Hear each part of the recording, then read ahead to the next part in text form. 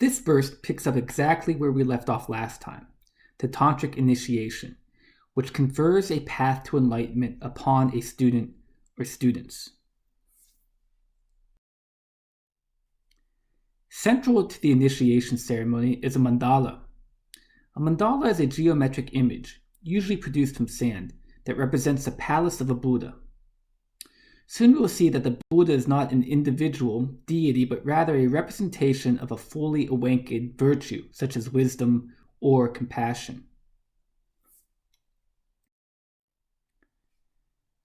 Mandala designs vary depending on the central deity and practice. Therefore, for example, the mandala of the Bodhisattva for compassion, Tantric, looks much different than the mandala for the medicine Buddha.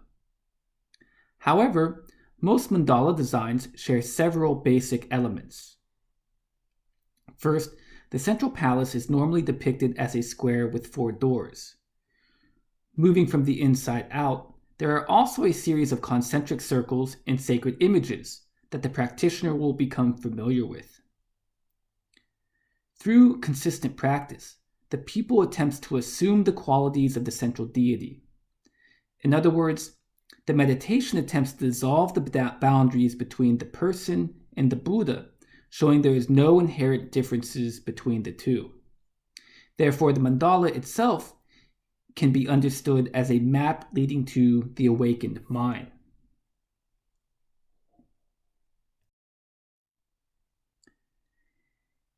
Here we have another example of a mandala showing some of its basic features. The focal point will almost always be the deity or a symbol representing that deity. You shouldn't think of the deity as a god or spirit, but rather an enlightened state or perfect virtue that anyone and everyone is capable of attaining through proper practice. The deity is usually situated in a 4-sided temple, where the main gate faces east. The design of the temple replicates Hindu and Buddhist temples, but in 2D. You may also notice 3 concentric circles.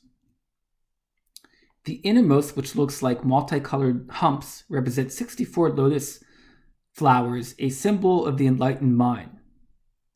If you look carefully, immediately beyond the lotus flowers is a black line circle with golden dots and a scepter-like image. This is the ring of the Vajra, or Dorje, a symbol of the indestructible teachings. We will see the Dorje icon a lot this quarter. Finally, there is a multicolored ring representing the flames of wisdom. This ring symbolizes a fire that burns off the defilements of the mind and prepares the practitioner for entering the mandala.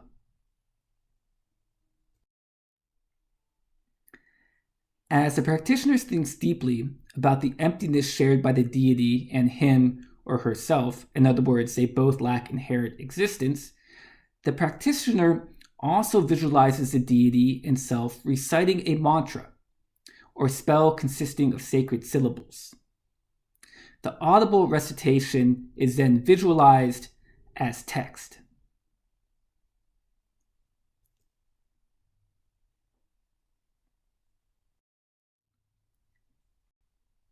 Here's an example of perhaps the most well-known mantra, Om Mani Padme Hum, the mantra of the Bodhisattva of compassion, written as text.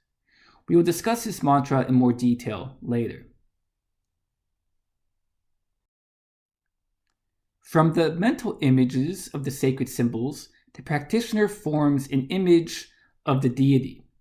While visualizing the deity, the practitioner will also fix his or her hands in the appropriate gesture known as a mudra.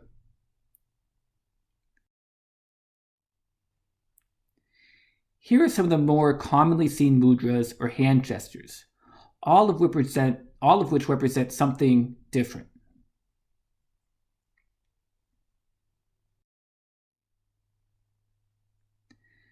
Meditating on the deity, visualizing it while holding the appropriate mudra, the practitioner invites wisdom into his or her being through the crown of the head, the throat, and heart by reciting O Ahum, which represent respectively mind, speech, and body.